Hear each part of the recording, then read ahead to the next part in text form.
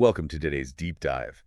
Today, we are unpacking a really powerful source for you. It's a Christian reflection called Talking About Jesus. Right. And our mission today is to see how this text, completely flips the script on how we actually measure a successful life. Yeah, because, I mean, society usually expects this highly visible ledger of success, right? Oh, absolutely. You get the degree, you land the big promotion. Maybe post that obligatory humble brag on LinkedIn. Yeah, exactly. And then society just points to the resume and says, boom, there it is. Success. Right. But what does the text actually say about that? Well, it points out a really huge danger there because the moment your output drops, your perceived human value just plummets right along with it. Oh, wow. Yeah. Yeah, we have been so conditioned to categorize our worth by like what we own or what we do. Right. And that is where this text just throws the ledger out the window entirely. I mean, it Yeah. actively warns against measuring your worth by your resume or reputation. Yeah, instead it asks you to view everything, your health, your time, your money, not as your permanent score, but as temporary, like borrowed gifts. Borrowed gifts entrusted to you for just a season, right? Which is a huge shift, It is. It completely detaches human value from economic output or social standing. The reflection argues that your worth's anchored entirely in the divine. meaning value just exists because God created you, right? Exactly. Because God created you and because Jesus Christ gave himself for you, that establishes this foundational identity before you ever linked a single finger to produce anything. Okay, let's unpack this, though, because practically speaking, how does that actually work for you and me? What do you mean? Well, like, if I am not measuring my success by the promotion or the paycheck, where do I get the drive to even show up on a Monday morning?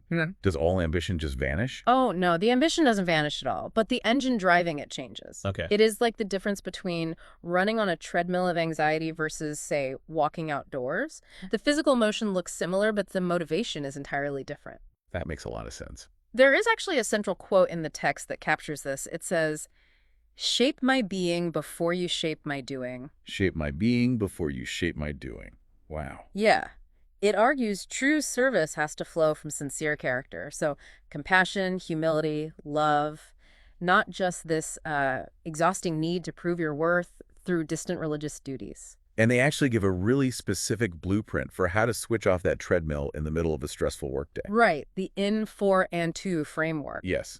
It says all work should be done in Christ, meaning, relying on his strength, and for Christ, serving his purposes instead of chasing personal fame. And to Christ, directing the credit back to him, which mechanically relieves so much pressure, you know? Because you are no longer the CEO of your own universe. Precisely. You are just a steward. And because your worth is already secured, the scale of what is considered important radically shifts. Here's where it gets really interesting for me. It elevates the most ordinary responsibilities to the exact same level as grand public achievements. Right, like caring for your family or just finishing a mundane spreadsheet. Exactly. It urges you to be diligent even when absolutely no one is watching. Because, well, the audience is God, not your boss or your followers. But when you elevate everyday chores to that level, it forces you to look at your limited lifespan. You have to ask, what am I actually investing in? Because life is incredibly brief. Right. The text offers an urgent reminder of that. It pleads for the discernment to invest our days in things of eternal value. And I guess to have the courage to drop the empty distractions, Exactly, dropping the things that just do not honor that ultimate purpose. which changes the whole end game. It really does. The ultimate legacy described here isn't about building a massive inheritance or, getting a statue in your honor. No, the goal is simply to live a life that testifies to belonging to Jesus. Reflecting his truth and grace to the people around you, it is a complete rejection of the pride and fear that usually drive us. So what does this all mean for you listening right now? Well, it is a profound shift for anyone burning out on the daily grind.